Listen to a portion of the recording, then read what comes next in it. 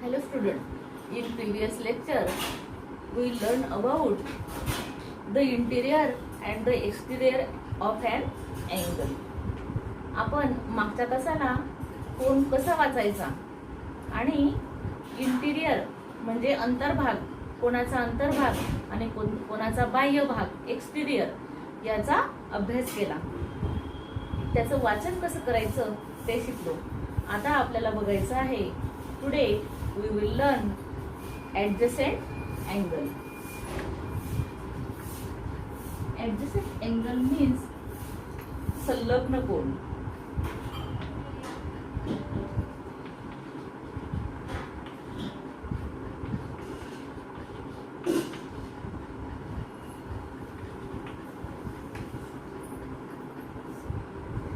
त्यालाच आपण म्हणतो लगतचे कोन. ऍडजेसंट अँगल म्हणजे लगतचे कोन.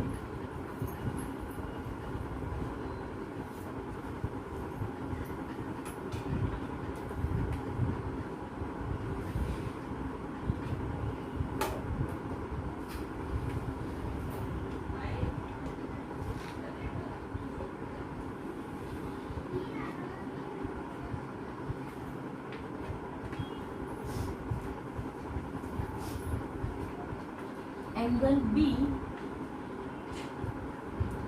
M D. Look at this angle. The angle BMD. This is first angle. Then angle BMQ. Second angle. Third angle QMD. There are three angle include one angle. म्हणजे ह्या एका angle मध्ये तुम्ही तीन कोन बघताय याच्यामध्ये. एक पूर्ण हा कोन, नंतर हा एक आणि हा एक. ह्या अँगल मध्ये तीन कोन जरी असले तरी त्याचा सामायिक जो बिंदू आहे M is their common vertex.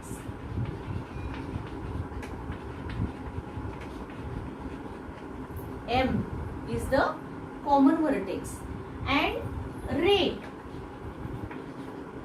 MQ is the common arms.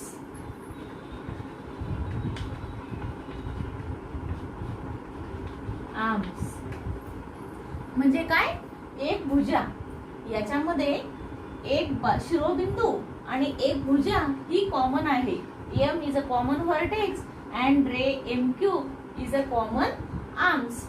Therefore, angle BMQ and angle QMD is the adjacent angle. म्हणजे ज्या दोन कोनांचा शिरोबिंदू कॉमन असतो आणि त्याची एक बाजू कॉमन असते अशा कोनाला आपण काय म्हणतो, ऍडजसंट अँगल म्हणतो. समजलं सगळ्यांना? बघा पेज नंबर 25 वर तुम्हाला वरती नाऊ आय नो दिलेलं आहे. एका बॉक्स मध्ये जे वाक्य दिलंय ते खूप महत्वाचं आहे. ते वाचा, लक्षात ठेवा आणि लर्न पण करा. Two angles which have a common vertex. Two angle which have a common vertex. ही दोन अँगलला जर एक कॉमन व्हर्टेक्स असला म्हणजे कॉमन एक शिरोबिंदू हा सामायिक असला and separate a common arms, एक आर्म्स त्याची एक बाजू जर कॉमन असली and separate interior are said to be adjacent angle. म्हणजे हा एक अँगल आणि हा एक अँगल, याचा इंटिरियर वेगळा, याचा इंटिरियर वेगळा.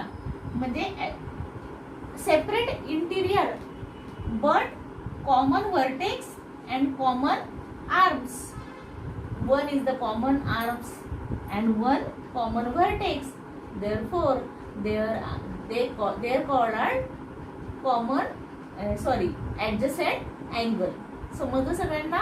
की ज्याचा शिरोबिंदू सामायिक, ज्याची एक बाजू सामायिक पण मात्र अंतर्भाग मात्र दोघांचे वेगळे असतील तर अशा कोनांना आपण काय म्हणतो?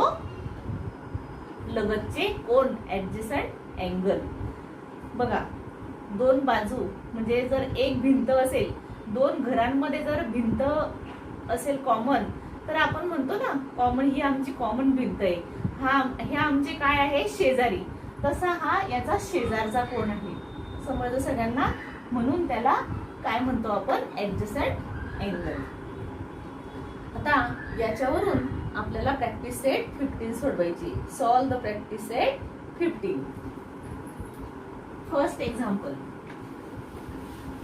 आपण काल जो अभ्यास केला त्याच्यावर पहिला प्रश्न तुम्हाला विचारलेला आहे. काल काय अभ्यास केला आपण? The interior and the exterior of an angle. अँगलचा एक्सटिरियर आणि इंटिरियर भागाचा अभ्यास केला. त्याच्यावरून आपल्याला ह्या प्रश्नांची उत्तरं द्यायची. Observe the figure and complete the table for angle AWB. एक अँगल तुम्हाला दिलेला आहे आणि तो ऑब्झर्व करून तुम्हाला त्या प्रश्नांची उत्तर द्यायची. त्या बॉक्समध्ये जे पॉइंट्स विचारले त्याची उत्तरं द्यायची आहेत. Points in the interior. पहिला प्रश्न आहे पॉइंट्स इन द इंटिरियर. अंतर्भागामध्ये कोणते कोणते पॉइंट्स आहे ते बघा. Point R, point C, point N आणि पॉइंट X. नंतर point in the exterior. Point in the exterior. मग कोणते कोणते पॉइंट हे बाह्य भागामध्ये आहे? Point T, point U, point Q, V आणि Y.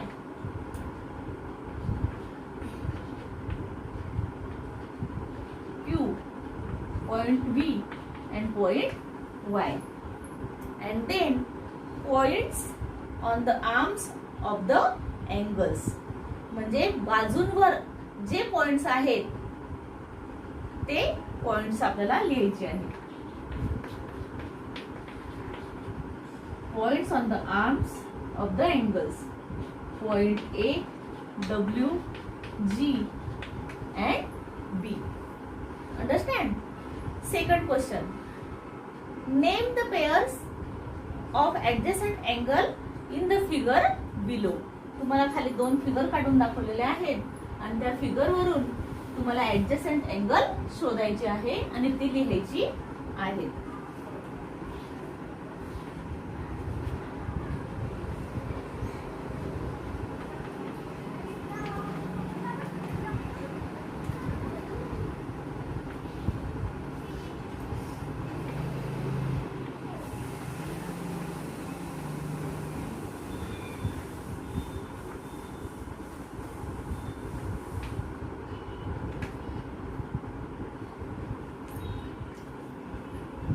काय म्हटलंय? पहिला दुसरा प्रश्न.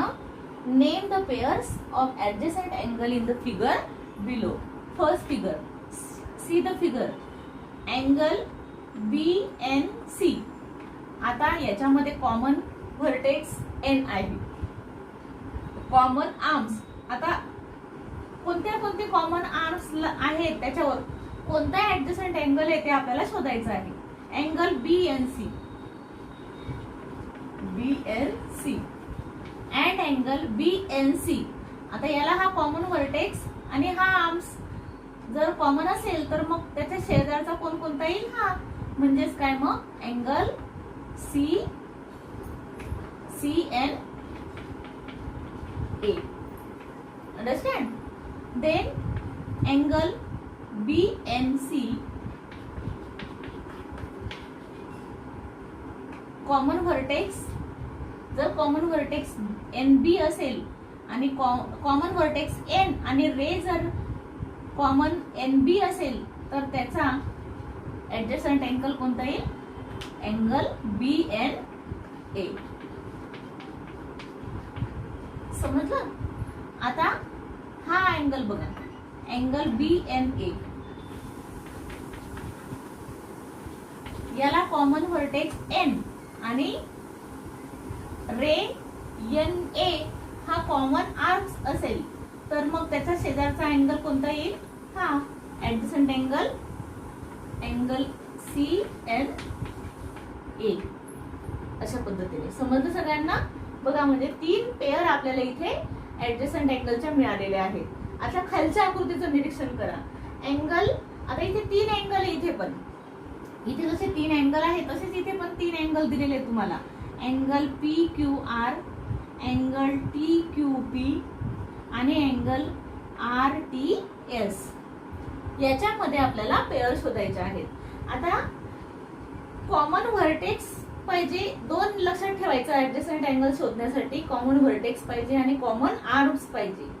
मग आता कॉमन आर्म्स जर हा असेल आणि कॉमन व्हर्टेक्स जर Q असेल आणि रे QP हा जर कॉमन आर्म असेल तर हे 2 अँगल काय होतात? ऍडजसंट होतात. पण जर आपण म्हटलं की अँगल PQR आणि अँगल RTS हे कॉमन ऍडजसंट अँगल झाले का? नाही. का नाही होणार? कारण त्यांचा कॉमन आर्म पण नाही आणि कॉमन व्हर्टेक्स पण नाही.